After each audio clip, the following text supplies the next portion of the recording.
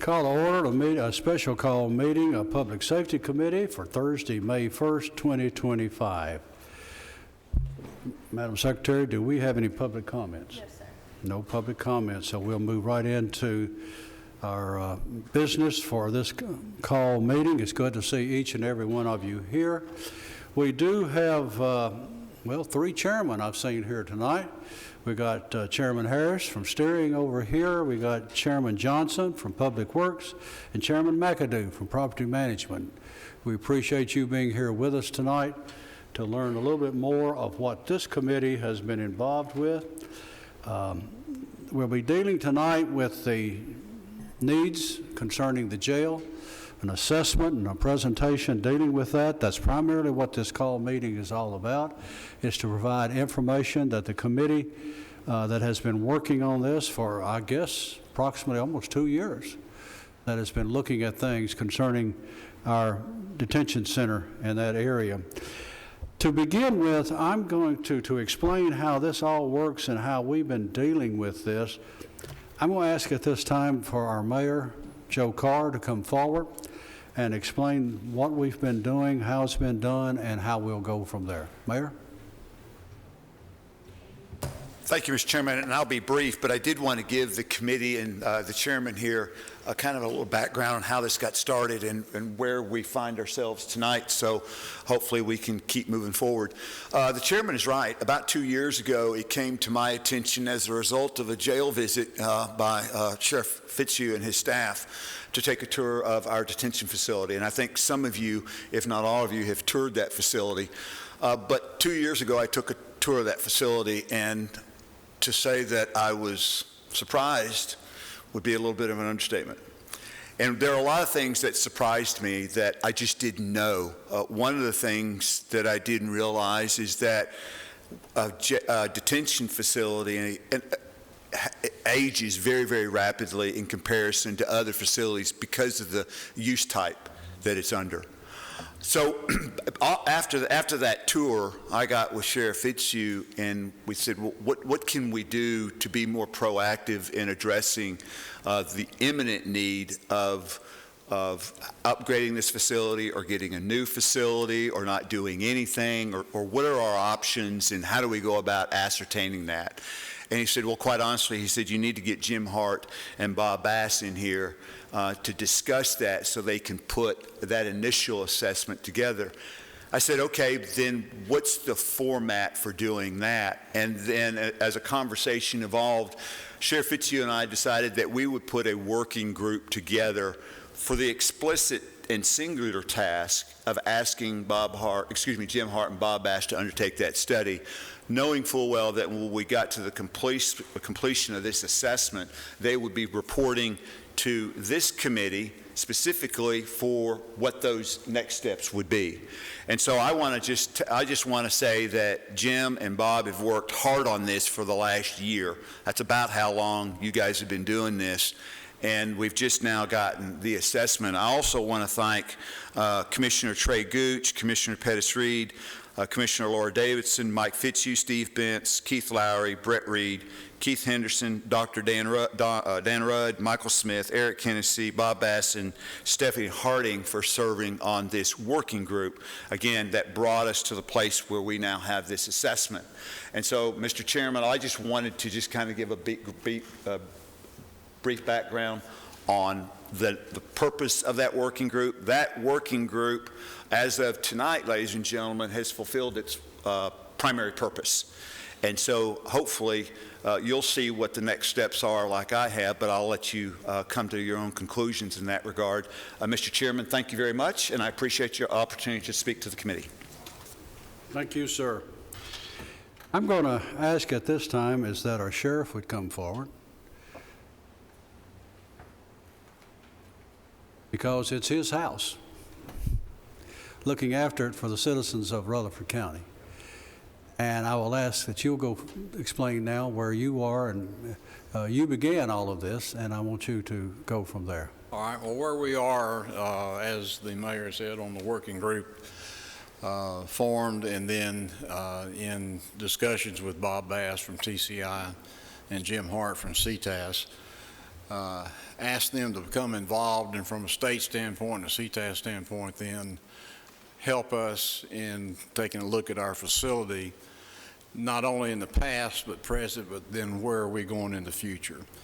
And so they've worked very hard and very extensive on this, and it's come to this conclusion of what will be presented to you tonight. And so with that, unless there's any questions, Jim, do you want to start this, or Bob?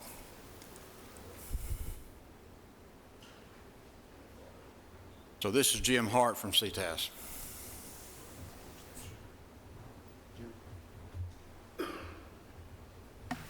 Good evening, everybody.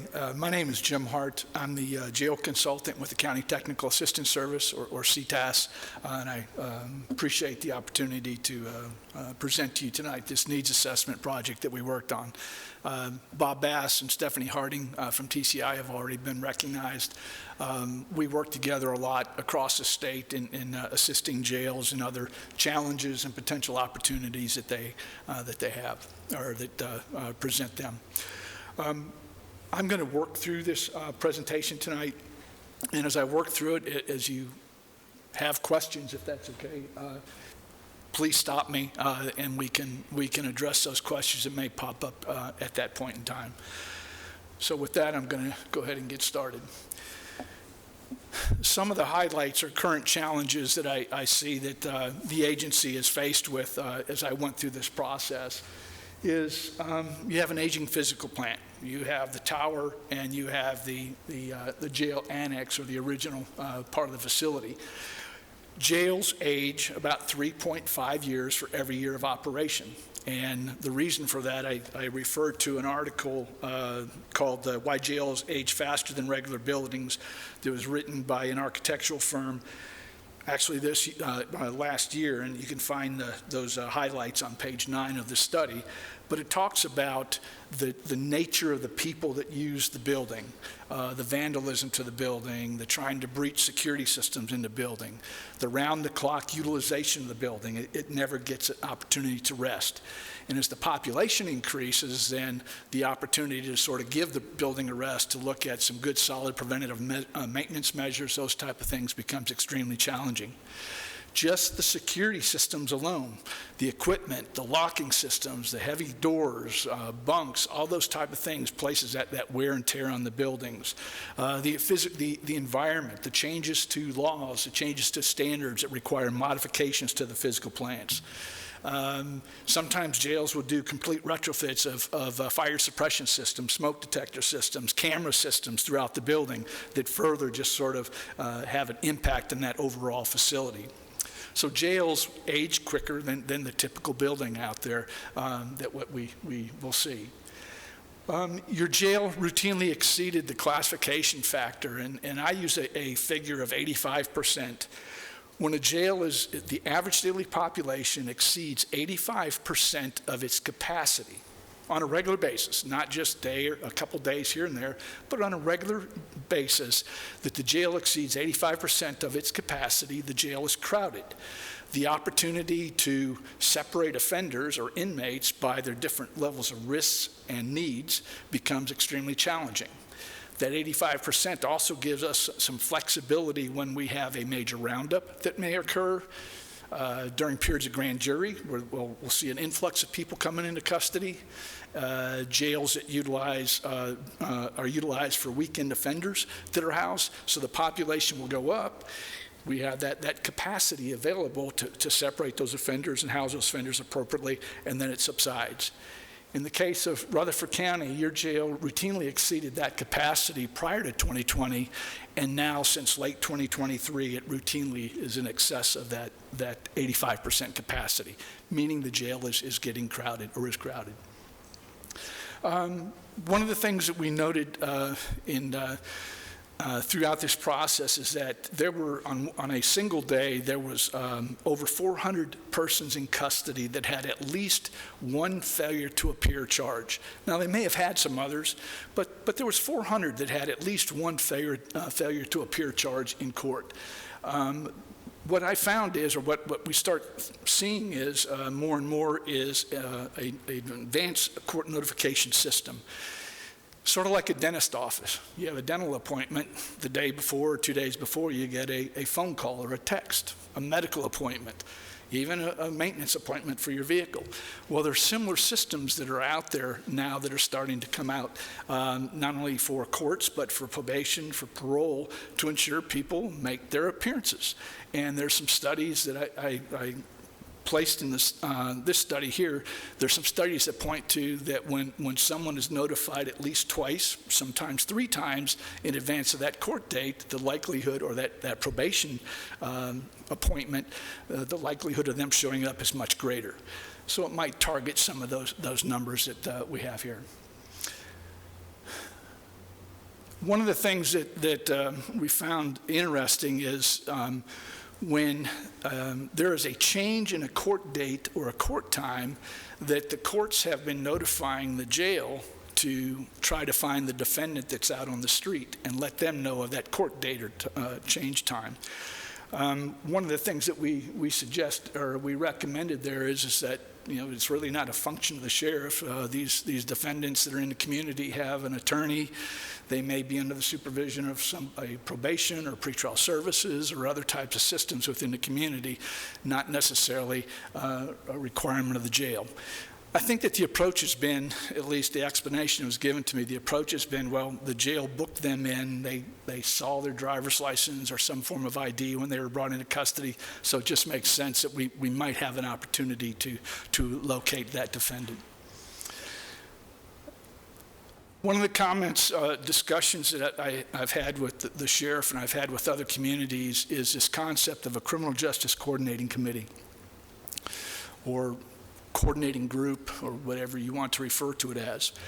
But what this does is it brings the criminal justice stakeholders together on a regular basis, we'll say quarterly, to take a look at where are there gaps in services within our criminal justice system, where are there some opportunities, where might there be some grant opportunities or some funding opportunities to enhance what we're doing. Opens up some solid lines of communication. And I'm not suggesting that there's not communication within the criminal justice system here. That's not the case. But it brings together this formal working group of judges, district attorney, public defender, probation, sheriffs, chiefs of police, jail. But it brings them together on a regular basis just to look at where there's some opportunities within the Rutherford County criminal justice system going forward. The larger the community, the more likely that I typically will see these kind of programs, because the system is just so big, and that opening up those lines of communication or those looking for those opportunities in the system, it certainly can be enhanced by this.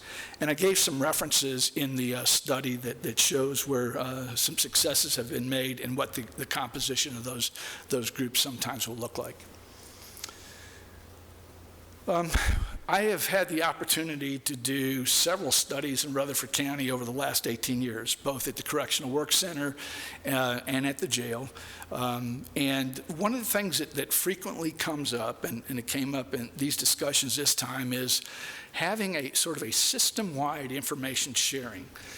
Now, it doesn't mean that all data is shared from law enforcement agencies or public defenders or district attorneys or courts, but that there's a common core data that might be shared, so we're sort of tracking people as they move through the system, and sharing of that certain types of information that is beneficial for the system in general. Those comments came up again in this particular study. Programming space is extremely limited. The Rutherford County Jail, just like and Bill is here from the Correctional Work Center, do a remarkable job on the types of programs that they offer to inmates to try to prepare them to return back to the communities better prepared than when they walked in the door. The unfortunate thing with the jail, though, is that the programming space is extremely limited, and you'll see some photographs in the study there. So it really hamstrings them on trying to offer programs for both men and women at the same time, or multiple types of programs, and they're doing the best that they can. And then I want to comment on that last bullet there, the underutilization of the work center. This has been a discussion for the last 18 years that I've had, and the different studies that I've had, is that the jail numbers are up and the correctional work numbers are down. And there's sort of two discussions that have come up over these last 18 years. And one of them is to ensure that we get the right classification of inmates that are introduced into the work center, being a lower risk, lower security kind of facility. Keep in mind, classification identifies two basic things. What are the level of risks for a defendant? Meaning, are they violent? Are they an escape risk? Are they a sexual predator? Just what are those risks, the threats? And then the needs are what type of mental health, suicidal, self-harming, maybe advanced stages of a problem pregnancy. What are those type of things? So we try to identify them, and then we house them or classify them according to what those risks and needs are. So there's been this discussion about the two different types of classification systems that are used at the jail and the work center that seems to be a hurdle sometimes that may affect the numbers there. The second discussion that has come up over the last 18 years is the around-the-clock health care at the jail versus the lack of around-the-clock health care at the correctional work center. Again, it's just another, it's a concern certainly, but is it a barrier, thinking forward, thinking about all of your confinement needs and confinement assets in the future, is it a barrier that needs to be considered or discussed?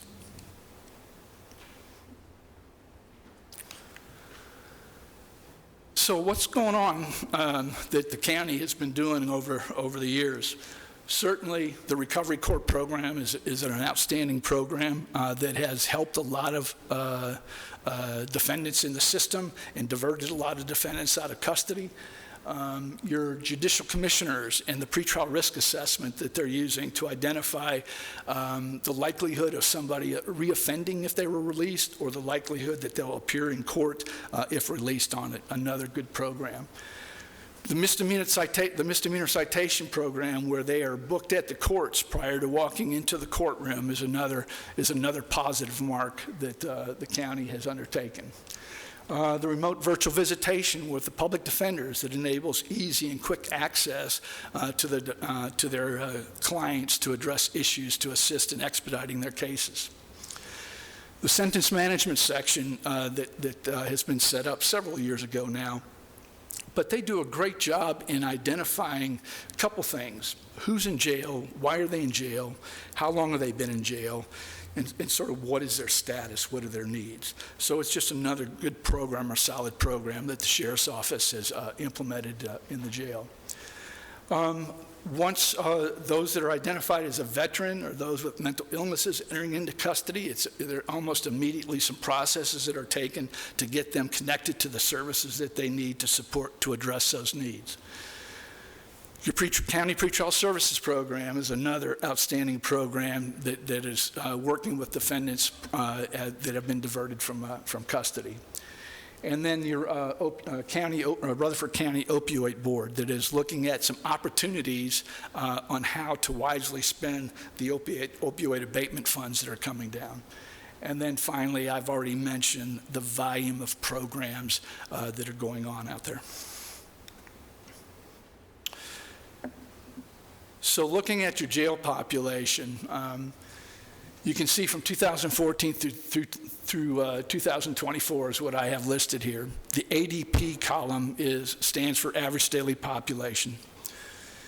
So over the years, in 2014, the average daily population was 845, had a significant spike in 2015, and then it started subsiding to a low points in 2020 and 2021 as the result or the impact of COVID.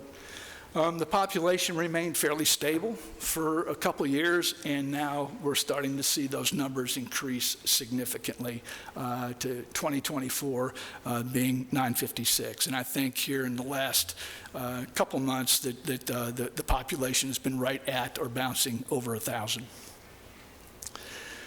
The population at the jail is 977, or the capacity is 977 beds. And then I talked about that 85% classification figure where the jail is full when the average daily population exceeds that 831 inmates. And this is just another way to look at it to show that the blue trend line shows what the actual population has been in custody and how it has been routinely exceeding that classification figure that I've mentioned. And then this year has started exceeding the total capacity. I also took a look at the population separated by men and women. We have to consider that classification figure that I mentioned in general for both men and women inmates in custody. One thing that we saw for years is buildings or jails that were designed and constructed that separated or enabled us to separate the male inmates by their different classification levels. But we didn't necessarily do a whole lot for the female inmates in custody. The last several years, or the last 10 to 15 years, we've seen a significant growth in the female inmate population in our facilities. But looking across, you can see that the average over that 10-year period was 706 male inmates in custody and 147 female inmates in custody. While the male population has exceeded that classification figure just periodically, you can see that the trend is that the female inmate population has exceeded the full capacity over the majority of those years. They just don't have enough beds for the female inmates in custody. One of the things that I take a look at is misdemeanors in custody, sometimes we'll find a jail that has a challenge, a crowding challenge. And we look at different opportunities or where the impact is.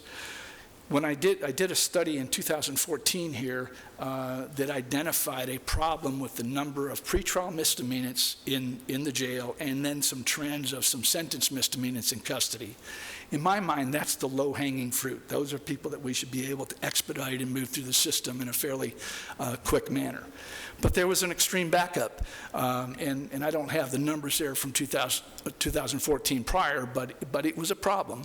And through the implementation of that sentence management section that I mentioned, I think that there were some opportunities to start moving through those people through the system and getting those numbers in check. And they look to have been in check since about 2019 to current.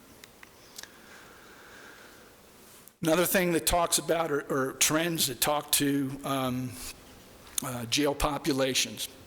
There's two things that will crowd a jail. One is the number of people coming to jail.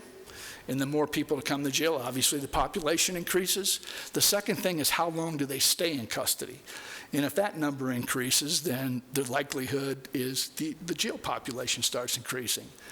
And you can see the trends here over the 2015 to present. You can see that where the numbers increased or the length of stay increased up to that 2019 timeframe that I mentioned a few minutes ago. I think at the high it was 29 days in 2019, the average length of stay, and now it's starting to creep back up again. And in 2024, it was about 27.5 days that the average person stayed in custody. I tried to narrow down the reason for that increase this year, and discussions with the sentence management staff indicated a larger number of homelessness coming into custody and a larger number of those with some mental illnesses coming into custody, and thus opportunities for diversion or making of bonds, if you will, sometimes is driving that number. And I'll talk about a recommendation here on that here in a second. Just another thing to sort of give an example of the work of the public safety, the criminal justice system, is the jail numbers are coming up, arrests are coming up, and you can also see the workload in the courts coming up. One thing I just want to comment on right now is typically when I do these studies, we have a county that has some significant crisis, some huge crowding conditions that are going on, or some significant problems in their local system.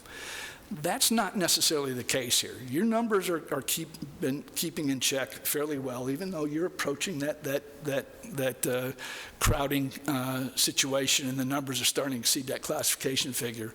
Rather, I was asked to do this study in what I thought is more of a forward-thinking, proactive kind of approach for the future for the county, and so it's sort of a different kind of approach that I've had the opportunity to take in this study. So I just wanted to comment on that.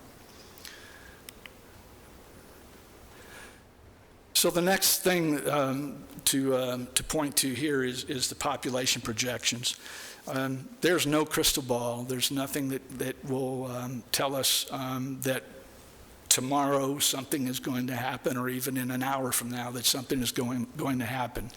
So the information that I pulled together to try to give some basic assumptions or projections for jail populations are as follows. First off, I took a look at the census data from the U.S. Census Bureau, and then I took a look at the inmate average daily population history over a period of several years.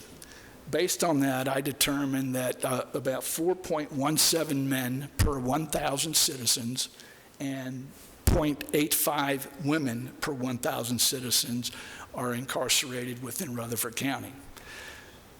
Keep in mind here, though, is that figure is based on the census data. Doesn't account for transiency, doesn't account for those that haven't been documented that are within the community. So that number may be somewhat low, but that's the data that we can pull together. The second thing I take a look at is referred to as the peaking factor. So for a 10-year period, I looked at the 3 highest counts for every month of men and 3 highest counts each month for women. I averaged those 3 numbers, and then I divided the average daily population for the month into that gave me an overall peaking factor. So in other words, we have a 100-bed facility, but we have 100 inmates in custody, but we may have 120 one day. We might add 130 one day or 105 one day. I grabbed those 3 highest counts to come up with that peaking factor number. I've talked about the classification factor already. So I'll add a 15% to the number or the projections that I'm going to show you here. I have tracked 32 jail projects in the last 17 years, and the average increase or surge has been approximately 23.45%, meaning when a new jail opens, almost immediately the numbers go up. Now, I considered not including that here in Rutherford County, thinking about, because we're thinking proactively with just the increased community population, but I decided to include it. Some of the reasons for that surge, sometimes law enforcement feels that their hands are tied as far as a service of warrants, those type of things, because they know the jail's crowded. Sometimes the courts will divert more people that maybe they wouldn't have if there was adequate amount of capacity in the local jail.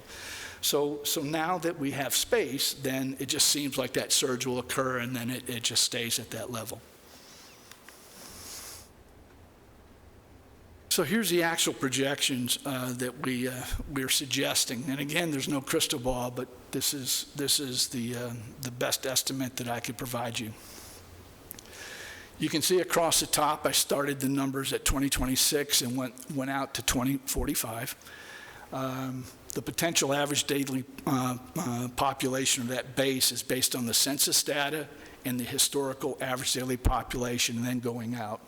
So it's telling me that you need, just on the census data, 244 female inmate beds. I then talk about the population surge, the peaking factor, the classification factor, and I'm going to skip over that mental health category for just a second. But the total number looks like 311 female inmate beds are what are needed by the year 2045. Now that mental health / medical number that I put up there, that is not additional beds, what I'm suggesting.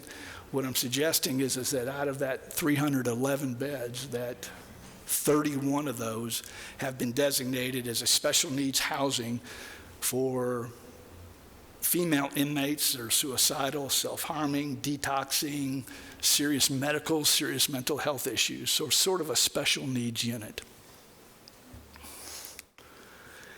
I did the same thing for the male inmate population.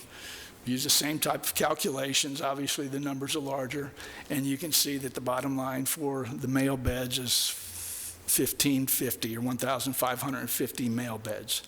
Now, before I move on, well, let me just move it to this last slide. So it looks like a total of 1,861 beds that are needed. Now, you currently have 977. This is not an additional, okay? The total number of beds, what I'm estimating is 1,861 beds.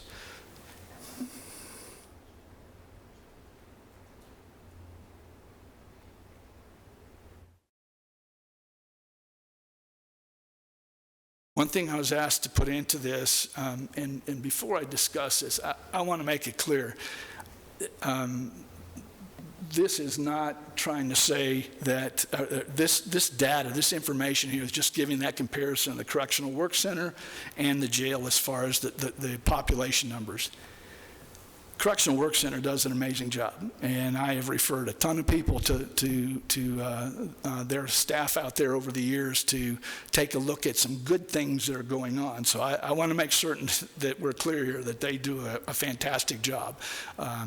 But I think when you start to take a look at the scope of things, it is part of the overall confinement operations that you have within Rutherford County. So I was asked to put this slide in here. And you can see that the last couple of years that the about 31.4, 32% of the Correctional Work Center bed space have been occupied compared to about 79% of the jail. Again, and I've already mentioned two of the discussions that seem to come up on a regular basis over the years. So a couple recommendations. I'm going to skip over the first one for a second and come back to it. I already talked about the advanced notification system. Might be something that the county looks at or explores to consider of how we might be able to, through phone, text, email, notify defendants in advance of a court date, similar to what you would do for a doctor's appointment or a dental appointment. The second thing is that taking a look at the formation of a criminal justice working group. And that is what I was referring to is the CJC that brings the criminal justice stakeholders together. Sheriffs, chiefs of police, judges, public defenders, to really look at our system and where are we and where are we as we move forward, and to look at things proactively within the local criminal justice system. The one thing I mentioned before is the increase in the population that sentence management is indicating is attributed to the increased homeless population, an increase in mentally ill coming into custody. When I did this study, they were not tracking that kind of data to sort of validate that discussion. And one of the things I do recommend is that there is some type of validation to that. Not only will it be helpful to report to interested persons, but it also would be beneficial to support certain types of inmate programs or connected to local services in the future. Talked about the Correctional Work Center. Again, look at your options that you have with available bed space. And I think I put a figure in there. If there was, just looking at it in this manner, if there was an additional 100 beds that were occupied there, if the county was thinking about new construction or expansion, and you took an additional 100 inmates that were housed there, reduced the new construction needs by 100, if you multiply that by about $250,000 per bed, you got about $25 million cost avoidance of any kind of new construction or expansion, if that was a consideration. The other thing that I recommend on that last bullet point is that whatever you do, you have to take consideration of the staffing implication. If you were to expand, you still have to staff your current jail, the current jail operations, and then you would be staffing a new facility as well. If you were to build new, then you can start looking at some opportunities based on the design and configuration of the facility that maybe capitalize on the numbers of staffing that you actually need. So that's just a thought process that needs to be considered in future planning. Then the final recommendation, or which is my first recommendation up there, is I think that some of the next steps need to be that a formal working group is established, made up of a variety of different persons, that starts looking about what does the future look like? What are the future needs as it relates to incarceration in Rutherford County? We obviously have a community that is growing. We know that we have an aging physical plant, we know that our jail population is routinely exceeding that classification figure and approaching, if not exceeding, the full capacity. And we know that if we pulled the trigger, if you will, today for jail expansion or new construction, we're talking 4 or 5 years out before that comes to fruition. By that time, we're going to have a lot of people on the floor, a lot of people just sort of packed into the facility. So the approach that the county is taking about this forward-thinking look, I think is just amazing, and it's the right thing for a growing county, if you will, to do. One of the discussions that came up in our last meeting that we had was, if we were to do something, where would we put it? Comments were made about the location of property somewhere in the county. Comments were made about a property that's owned by citizens, the availability or lack of availability of that. And then comments were made about the actual jail site and property right now. The majority of that jail property on the sort of the left-hand corner and across the top is in a floodplain, which creates some challenges there. Last night, in preparation for this presentation, or actually yesterday morning in preparation for this presentation, I spoke to Will Wall with TCI and asked him if he can just overlay some buildings on this piece of property to see if something might fit. And so he did. And what he took was the Madison County jail facility and laid 2 sections of that on the property, on this property here, and then put along the sort of the perimeter, if you will, some storage and laundry and food service areas, those type of things that must be addressed in any kind of expansion or construction of this building. But each of those boxes, you see, there's sort of like 4 weird-shaped boxes in each area. Each one of those are a 48-bed cell, a 48-bed housing unit with a lower level and a mezzanine level. So there's 16 of those, and if you were to double stack them, you're going to be somewhere around 1,500 beds that you have potential for on site. But again, I go back to where that's sitting is about where that range, or the pistol range area is, up on that top right-hand corner and down the left. So flooding or the floodplain issues would have to be addressed. I'm not suggesting that this is the answer or this is the option. I just sort of gee-whizzed. Is there room out there to do something or to put sort of the size of the expansion that might be needed for thinking about the future for Rutherford County? And that concludes my presentation. Thank you, sir. Questions?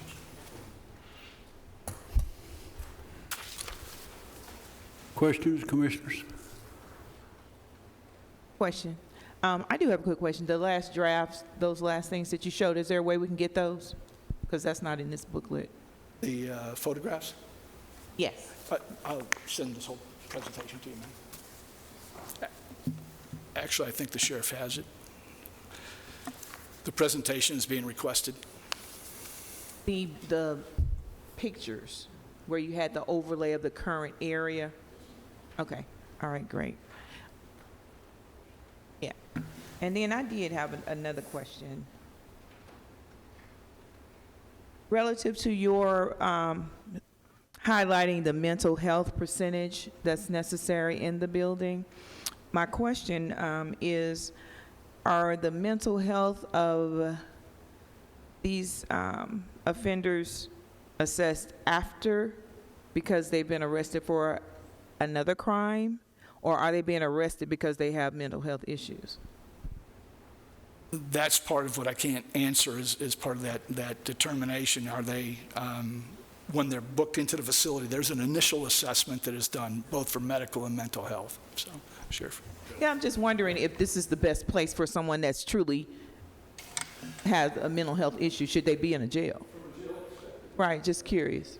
And should we are not plan for housing- that? I'm Just sorry. We're curious. not housing anybody that has not been charged with a crime here locally. We do not house them because they're mentally incapacitated. We house them because they committed the crime. And then, of course, on assessment, when they come in, every inmate or person that we bring into the facility is assessed by medical staff.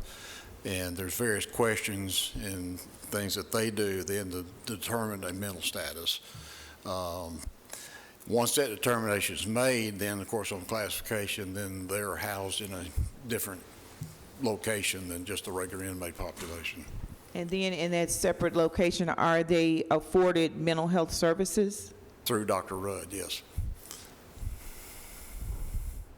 Of course, here again, I was like, we're not a mental health facility, so I don't want to, imply that we are. That's kind of like my point, right? We're not. Okay. I mean, basically, I'd love to be, but I mean, we're a jail. Yeah. And so that's our primary function by Constitution. Now, the 977 is the total, correct? That we have now as far as beds. Correct. And then the 85% capacity is ideal to leave room for those other exceptions that you mentioned, correct? Correct. What happens, about 816 is considered by the state to be at capacity for us. We have individuals that we have to house. We were built for single bed cells, I'm sorry. And then because of the population, we had to come in and add a bunk to our cells, so we're double bunked. Because of segregation, where we have to have some individuals that cannot be housed with another person, or because of a medical issue, or because of a mental issue, then you've got a double bunk cell being taken up by one person. So the 816 is to allow us a bumper. Also, the fact is that we've got weekenders that come in that's sentenced to serve on weekends. Our capacity is at 989 today. We went to 1,003 this weekend because of that. So that contributes to that. So that's part of the makeup. And the recommendation recommendation to utilize space available at the Correctional Work Center, have discussions been made around that previous to this presentation and this Yes. report? Yes. But just not. Various reasons, I guess discussions in the past, and I don't want to steal Bill, but has been from a medical standpoint and types of people that would be sent and so forth. And it's certainly something that, we could sit and revisit, and I'll let Bill, he's walking out, so he doesn't want to come. But anyway, because of that, there's certain things. If somebody goes over there and encounters some type of illness, then they're sent back to us. But that's certainly room, as pointed out by Mr. Hart, that there's room for more discussion. And I don't want to take up all the questions, I apologize. Fine. But I did realize in his report that there's not, like you just mentioned, the same, I guess, medical services available at the Correctional Workforce Center as it would be at the jail. We're 24-hour staff, whereas the work center, I think, is just during the day. And they or would just maybe have 12. those services available only? They're not staffed at night. I got you. Thank you. But Mr. Hart has pointed out to us that there's some variations on that we need to consider. Okay, great. Thank you. Uh-huh. Someone else? Mr. Chair, got a few. I guess this is more. Mr. Hart. On the combined male and female inmate populations, you've got it projected very well, and I appreciate it, one, all the analytical data you provided with the projections and how you got those numbers. It's very easy to understand and follow, so Thank you, sir. thank you very much. That going out to 2045, are those numbers including that 85% number, or do we need to buffer, my math has it around 2,200, just to be safe? No, sir. You can see for the male population, I gave the classification factor. It's about the 6th line down. Okay. Classification factor is included in the males. I included it in the females. So those total numbers are just carried over to here. Excellent. And you had said how many jail projects have you followed in your time at CTAS? Well, for the purpose of these numbers, it was 32. Okay. 32 projects that I followed to look at that surge factor. There's more, not just in Tennessee, but across the country. And you also threw out a number of about 250,000, and obviously we're not there yet, but kind of a roundabout. Do you see a better use of taxpayer money on an expansion or on a new jail as we look at what TCI's updated standards will be, and as we move in the future? Where do you feel like potential, where do you see we could probably get the best bang for our buck on that?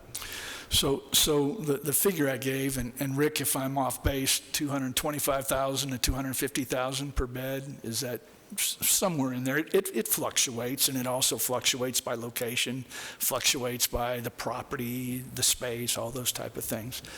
What my suggestion is that we don't know right now. That first recommendation up there is that the county consider forming a working group of various parties to look at just what do we need for the future. I've given you some numbers. Okay, so what does that mean now? And getting a working group together to start looking at what that looks like, what that means, where, maybe some community forums to get some feedback there, and putting together some solid recommendations to move forward, to start moving into the expensive component of the future, whether it's expansion, whether it's looking at, which I think is going to have to be done, is looking at the existing physical plant, structural engineering kind of assessment to see how much more life does that building have. One would think it has more years, but we don't know that yet. But that's part of what that working group would start making those kind of recommendations. I'm glad you mentioned that working group, and town halls or community forums are a great tool to use. What other some things in your experience have you seen those working groups utilize to achieve success in addition to town hall forums? Well, a town hall forum is just one piece of that. Right. The working group, that I've been involved with is just starting with the old sheets of paper on the wall, and what do we want to see? What do we think? What would this community look like without a jail? What would this community look like if we don't do anything? Yet we know we've got growth in the community, and with that, unfortunately, sometimes brings increased crime. So it starts asking the questions, or identifying what are the questions, that working group, and then moving forward from there on how to start answering some of those questions, and then making some of those solid recommendations to, I'm assuming, the commission or the funding authorities on what we need to do next as part of that process. Thank you very much. Yes, sir. Chairman. So you just said 250,000 per bed is the estimate to think about on buildings, and we're going to need 1,861. You already have 977. So you're factoring in. You're only talking about building half that. Okay. Well, if it's an expansion, it would be about half that. Yes, sir. Okay, because that's where I was running the numbers and was looking at that. That's a pretty hefty price to have to figure out there. Both ways are hefty price, but that's literally twice as much. So I was looking at that, trying to figure that out. I was wondering I was hoping to hear more of like because this information I've been paying attention to, watching it. I mean, let's put defined numbers on it, and I appreciate that. But we knew this day was coming. The last several months, I've been asking in public safety that we need to start preparing for the money aside for something like this, to have something ready to go. I guess I'm more wanting to know, what's the recommendation for a build-out? Is it going to be another tower? Is it going to be a layout plan? Is it going to be a fresh start somewhere else? Or, which way we're looking at it? Do we need to look at land? Where we need to kind of get started looking at that now that we've kind of got the proposal, the numbers showing the need is there? So I think, again, I go to that first recommendation up there, that working group starts looking at what are some options to consider. Is there space in the community? Is the jail site the best site? Can we capitalize on the existing physical plant? That's an unknown right now. If we were to build at a standalone site and consolidate all of our resources on site, there's a potential to have some manpower savings, if you will, instead of operating multiple sites. So that may be something that the committee or the working group looks at is it beneficial to do a standalone site with a solid design and a solid operational component that we can capitalize on reduced staffing numbers? Or do we continue to operate two buildings? Do we, through that structural and engineering assessment of the current jail, we may identify that there is a lot of life left in that building, so let's capitalize on that. Or we might find that there's not a lot of life, that there is some significant upgrades that need to be done, and we'll start weighing what those costs might look like. So right now, there's just, to answer your question, there's still a lot of unknowns.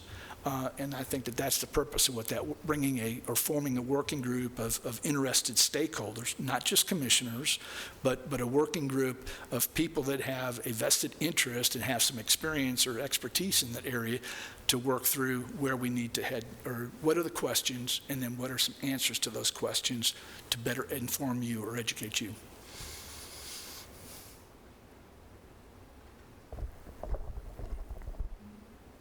I appreciate the value of the extra stakeholders, but it is a little bit different argument having to figure out how to get the money, where the money is coming from, and activate the money versus the people who will operationally use it. The design phase, what they need, everything, that's what I need to know so I can get those numbers to present, so I have an idea of what's going to work, what's not. Because in this case, I don't know about the rest of the districts here, but I know we're having a hard time finding places for schools, another big capital project that we're having. So now we're facing potentially finding a place for, and fighting what's that NIMBY, the not in my backyard argument. So when you come down with that, with such a big price tag, I need to kind of know if you could help me put together a step plan of action, because according to your numbers, the need's already there. And with a 3 to 5 year get to opening day, that's the scare tactic. If it's already there, plus the surge, that scares me as well, as the whole if you build it, it will come, and Sure. It's going to fill up, and that's going to be our new marker, potentially, or as history shows, that's a scare tactic as well. Yes, sir. So it's a whole combination. I kind of want to figure out what my first and second steps are here. Yes, sir.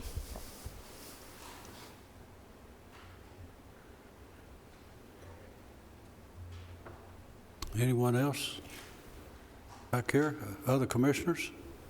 I know we had Commissioner Irwin come in, and Laura Davis has come in. Commissioner, Chairman. Thank you, Mr. Chairman. I appreciate you letting me speak. I'm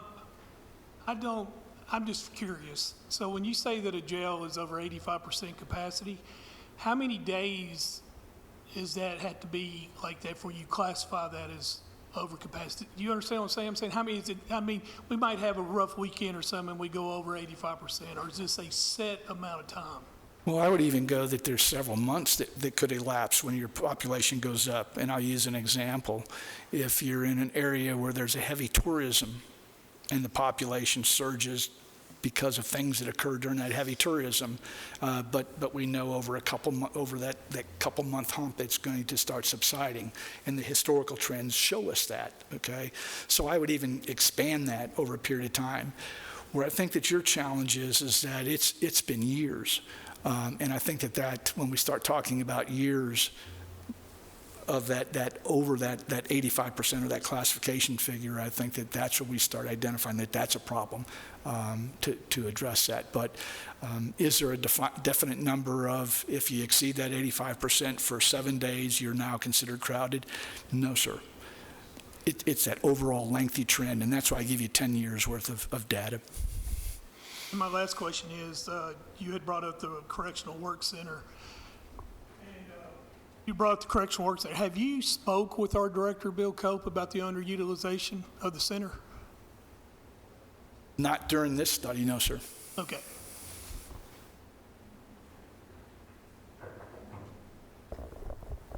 I have another follow-up question, if I may, Chairman. I'm kind of leaning on wanting to understand other things, and you might not have this, but I'm hoping you did look at this. We do things like we've been approving all year in upping of our charge with our juvenile detention center with contracts with other counties and so forth. I'm curious, what of our surrounding counties, what are their capacity rates? How do we position within that? And is that an option we could look at to alleviate some? To look at housing juveniles or adults? I'm using that as an example with our main detention center here. Is that you brought up the work center, and I'm wondering, have we thought about doing contracts with neighboring counties who might not be having surge this high volume and have open beds? Do they? Have we checked that part of the study? No, sir, not as part of the study. I have not looked at that. Typically, I won't look at that unless a county is actually already doing that. And there's a couple counties that I've been working with that are actually contracting with other counties to house their inmates because they're just at capacity or well exceeding capacity. But for this study, I did not look at, is there an opportunity to contract with other local facilities? Keep in mind, with contracting with other facilities comes increased costs, because typically, or my experience has been across the state, if I house my inmates in your jail, I am still responsible for transporting them there, transporting them back to court, transporting them back, and oh, by the way, transporting them back to court tomorrow. And if you have a serious medical issue, then I got to pull them back to my jail, or if they are hospitalized, then I've got to send staff to wherever that hospital is to guard that offender. So there's a lot more details that are involved than just, if you've got 10 beds, we'll house 10 here. If you've got 15 beds, we'll house 15 here. I think that for the purpose of this study, though, this is a long-term, long-range, where we're talking hundreds of people that are potentially could be incarcerated by 2045. So this is just sort of that long-term strategic planning for the future that I think that what I'm happy to sort of see these kind of discussions that are going on in the county. It also said we're looking at multiple avenues to prevent it, so that I thought that might be an avenue to Sure. look at or keep on a back burner as an idea to pursue, possibly unknown. It might not wash out, but So I will tell you that there are a couple examples. There's a county, Ray County, that the fire marshal placed a cap on them several years ago, and they were housing inmates in, I want to say, 7 or 8 different counties as far away as Memphis, and making those routine transports. Recently, Cock County lost their jail as a result of Hurricane Helene. They're housing inmates. They've rented the old Jefferson County jail for $1 a month, so they're housing 52 inmates there, but they're also housing inmates in 7 other counties because they have no jail anymore. And all the transport costs, all the medical costs, all those things that they're living. And so those are just some of the considerations. Is it something that should be considered? I think so, and I think that that's part of what that working group is. One of the things that the working group may want to consider, is that a feasible option to address at least some of the numbers? I get the extra cost of that. I'm kind of looking at it like if as an analogy, if I go to remodel my house, I'm going to have to move my family into an apartment for a certain window of time, and thinking how to pre-plan or work out possibilities with that arrangement.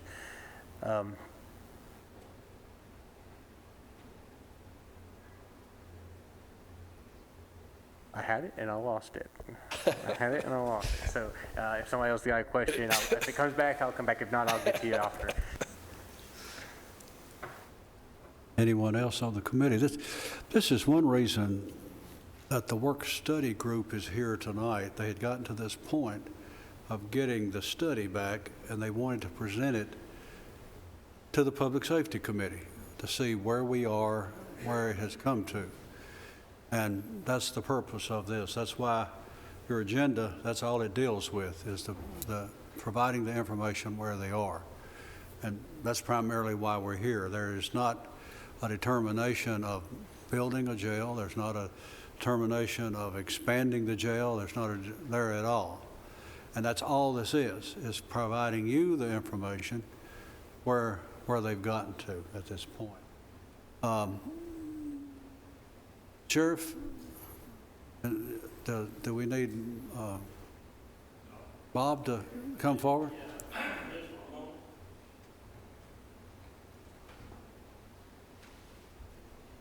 So I can tell everybody who TCI is. Tennessee Corrections Institute is the agency that inspects the jails. We're mandated to do that. We're mandated to do the training across the state so all the correction officers that work in the jail. So we have a set of standards that we look at when we inspect the jail, and it is unannounced. No one can know we're coming. It's about 460 odd standards, and they deal with 14 areas, and those areas go from the physical plant to health to food services. Quite broad. It's everything you do inside a jail to make sure you operate it correctly. When TCI certifies a jail, what we're saying in essence is, and I get slapped on the wrist for saying this sometime, but I'm going to say it anyway, you're running a constitutionally correct jail. You're running a jail by standards that are accepted nationwide. American Correction Association has standards that people understand. This is how you're supposed to treat an inmate. Now, one of those standards is this. You have to have proper classification, which is becoming more and more of a challenge. You heard Mr. Hart talking about that. So we don't want to put non-compatibles in a cell with somebody that is. Somebody's going to get hurt. So it's not unconstitutional. I always say this. It's not unconstitutional to overcrowd a jail. It's what happens inside the jail after you do that. What happens to those folks when you've got them in the wrong room with the wrong people?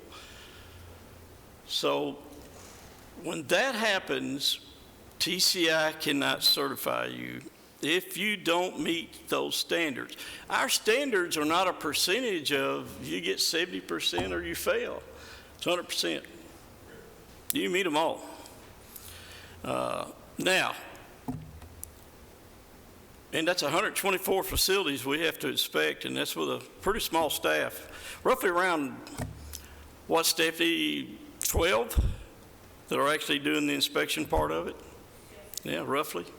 A lot of driving. I've been in all of them but one in the whole state. I served with TCI 26 years. Prior to that, I was a jail administrator in a county. The last 5 years I served as deputy director of TCI. And I just retired December 28th and came back to work January 2nd as a consultant. I'm really kind of, maybe I'm overthinking that thing, right? But no, I love the business and I love the people that work in the jails. And I love the job that they do. And I do this. I like to remind people jails are not full of bad people. They're full of people that make bad decisions. And who's in that jail? Well, it's somebody's brother, mother, sister. And where are they going to leave when they leave that jail? They're coming back to our community. So the jail needs to be served right. You are this close to being under a plan of action. So what happens is we take an average, a 6-month average of what your population is, and you just heard from the sheriff, those weekenders, they can drive that number up to determine if you're overcrowded or not. And you saw the numbers in that study, and there were numbers like that in my snapshot, and it really you're kind of on our radar. If you become overcrowded, you can file a plan of action with the state, and we can keep your certification. But that means measurable progress. That means really rolling your sleeves up and working hard to come up with some kind of resolution. What I've been impressed with is, as Jim mentioned, y'all are being proactive. And you don't know how much I appreciate that. A general rule, I get called to it when the thing's falling down, and you know, it can hold 150 inmates. It's got 400 in it, and everybody's running around like a chicken with their head cut off. So this is how you do it. What I would recommend, Mr. Chairman, is that you form a working group, and you would allow myself, Stephanie Harding, and Jim Hart draft positions, folks from your agencies, from your local government that should serve on that working group, and let us submit that. So you could move forward with this, and you could take all this data that Jim's put together and start analyzing it and stay proactive. And we'd be happy to do that. And I'm here tonight to tell you TCI is committed to doing that. Got me whenever you need me, and anything we can do at TCI to help. I also want to thank you, Mr. Chairman, and all the folks that served on the committee working with us thus far. Have done a fantastic job. You've been very attentive, and tonight I really enjoyed your questions. And I'll tell you, I'll share before I leave, if I'm allowed to. Let me share this with you. 33% of all jails are housing people with mental health issues nationwide. So it has become a big challenge for us. The sheriff's right. Its primary goal is to operate a jail, but and there's advocacy groups out there trying to help. There's a lot of folks, and I can provide some of those for you. I'll leave you my card and tell you who those folks are. And I really appreciate the questions that you brought up. So how many of you noticed the numbers were a little shift in it during the COVID thing? You saw that, didn't you? A little dip. Well, I pray and I hope that COVID's in our rearview mirror. Hope so. So that's changing. So I worked with some groups and the governor's group on how to address this. TCI did a lot of things to help. We delivered products. They were mask made at Brushy Mountain. We delivered thousands and thousands of those. We drove all over the state trying to help. There were a lot of decisions made about let's get people out of our jails. I'll just be honest with you, they didn't all work. They did a lot of lieu of arrest. They wrote them a ticket. There were people that were cited into court that didn't come to court. Let's not forget the courts closed down for nearly a year, almost two. I had one jail that's in trouble now. It's a 46-bed jail, or 42-bed. It had 126 inmates in it. So that's double. Yes, ma'am. We have jails that are in trouble. They're double capacity. And we're working through their problems and their challenges. But they came down and released down to 20 inmates. They got all the circuit judges to come in, and they were RORing them and time served and, just anything because we didn't understand the science right. I think there's going to be volumes written on what happened during COVID. They're back at 126, 128 inmates now. So it's just some of the things that we didn't work. So listen, thank you again for allowing us to do the study and allowing us to work on this challenge. And thank you so much for being proactive. This is refreshing. Remember this last thing I want to say. Procrastination comes with a price. Pre-COVID, $400 square foot build a jail, $450. Post-COVID, $900.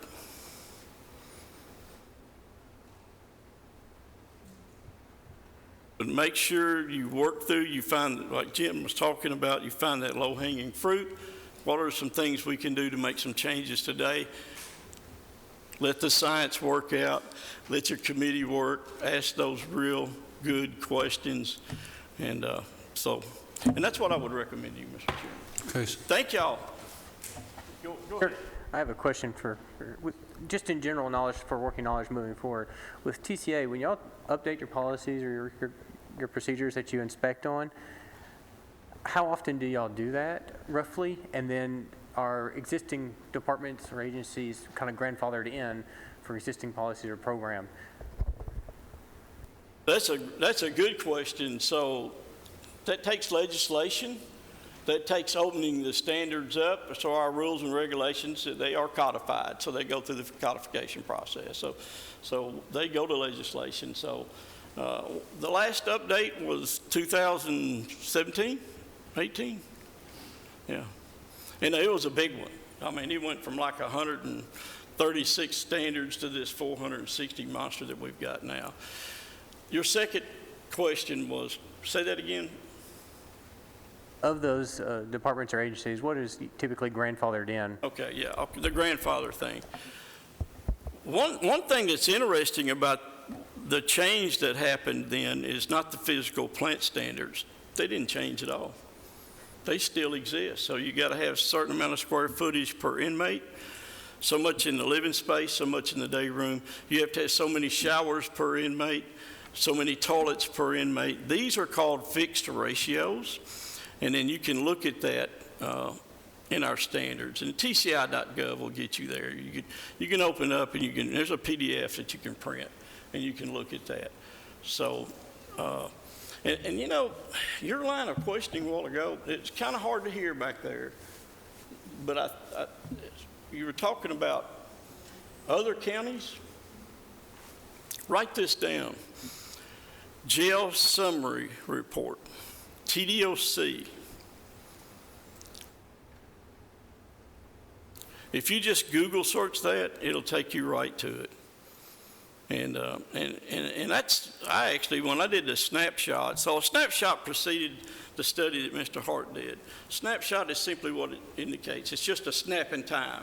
One day, what the jail looked like, what the physical plant looked like, what were the challenges in populations, and a few historical things, all taken from your data.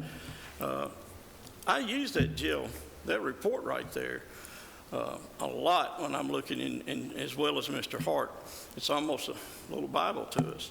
That shows every jail in the state and every prison, and it shows what their population is, and it breaks it down into pre-trial and misdemeanor and sentence. And so it's a really valuable tool. It kind of shows what the surrounding counties are doing, where they're at. We have some overcrowded jails in Tennessee. I can tell you that they do an amazing job because we only have 5 that are decertified out of that 124. So we do have 5 jails that don't meet the certification. That's important because when the lawsuits come, you want to be certified. That's what it's all about, being defensible in court. Plus, if you're not certified, depending on how you insure yourself, insurance can I've seen it quadruple. We don't offer, and we offer some training grants, so they're not going to be available to you. Nor will we train in an agency where they're not certified in that county.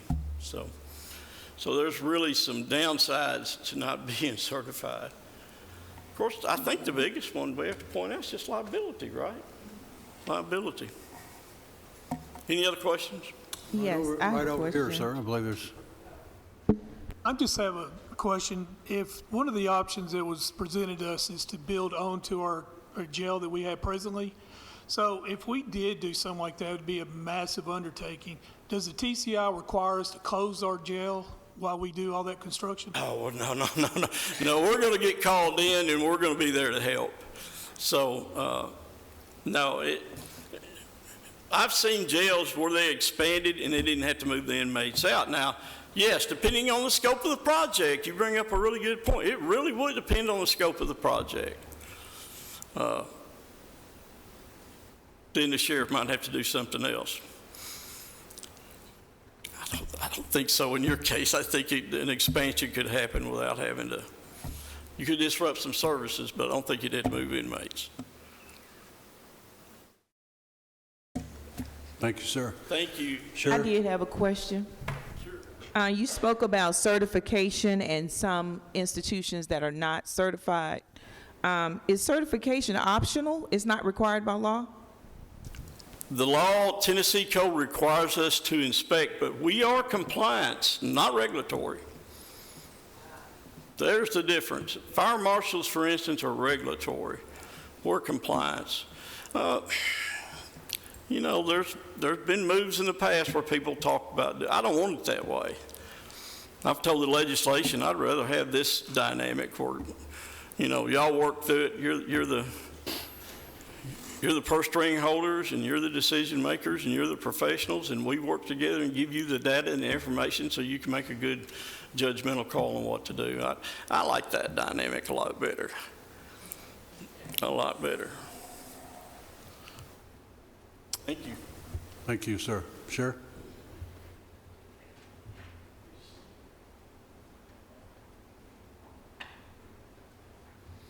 Okay, well, you've heard the presentation, and where we are tonight is we're not asking for anything to move forward. What we have talked with Mr. Hart and Mr. Bass and asked them to furnish us what a working committee makeup would look like. At that time, once they furnish that, then my intent then would be to come back before this committee and make that presentation, and then at the wishes of the public safety, then where we move forward from there. So that's kind of where we are right now. Okay, sir. Mayor, do you have anything else that?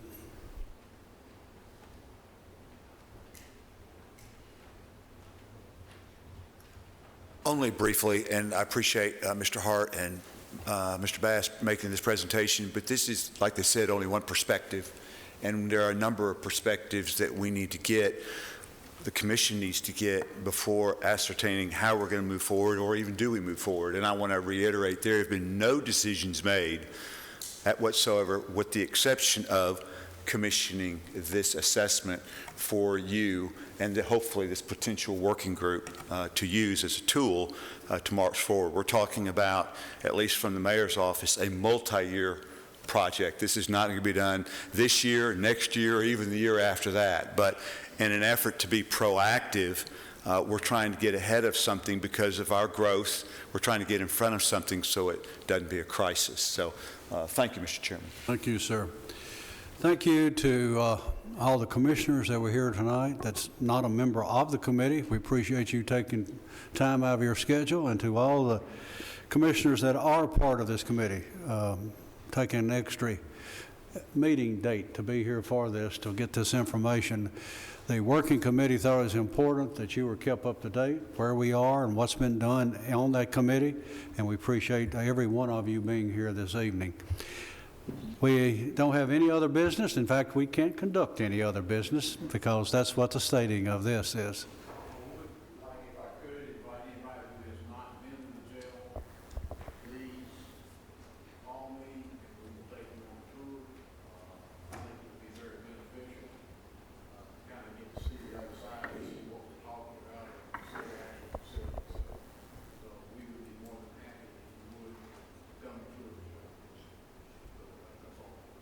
Thank you.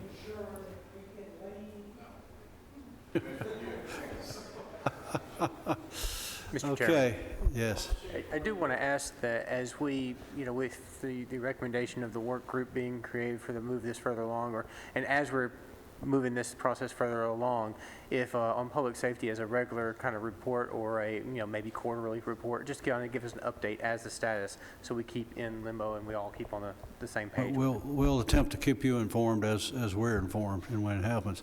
I have to tell you that the work group did not meet that often. I want to tell you, it's only when it was necessary to come up with some type of information. We had field trips in the jail, so that was some of the main things we did, field trips in the jail, around the jail, and all this sort of thing, but that's primarily it. That's it. Appreciate you being here tonight. Be safe going home. Adjourned.